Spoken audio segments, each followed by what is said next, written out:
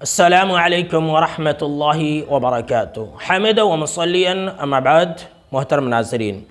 آج کے اس ویڈیو کے اندر میں آپ کو یہ بتانے والا ہوں کہ ایک عورت کے لیے اس کا شوہر ہی جنت بھی ہے اور جہنم بھی ہے، اور یہ جو حدیث ہے بیہقی کے اندر موجود ہے اور بالکل ہی صحیح روایت ہے۔ علامہ البانی رحمہ اللہ نے اس حدیث کو صحیح کہا کہ حضرت حسین بن محسن رضی اللہ تعالی عنہ راوی حدیث سے کہتے ہیں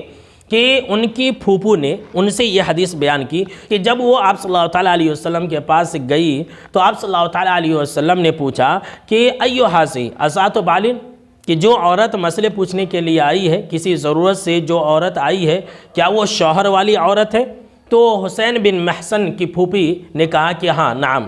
کہ ہاں میں شوہر والی ہوں۔ تب آپ صلی اللہ تعالیٰ علیہ وسلم نے پوچھا کہ اچھا یہ بتلاؤ کہ کیف انت لہم، کہ تمہارا اس کے ساتھ تعلق کیسا ہے، تم اس کے ساتھ کیسی رہتی ہو، تم اس کے ساتھ کس طرح سے رہتی ہو، تمہارا اس کے ساتھ بیہیویئر کیسا ہے،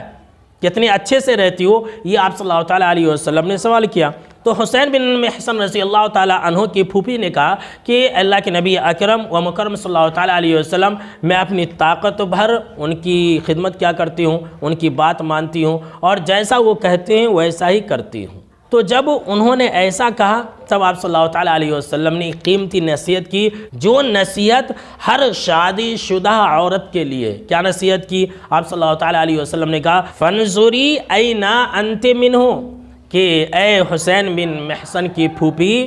تم اچھی طرح سے دیکھ لینا،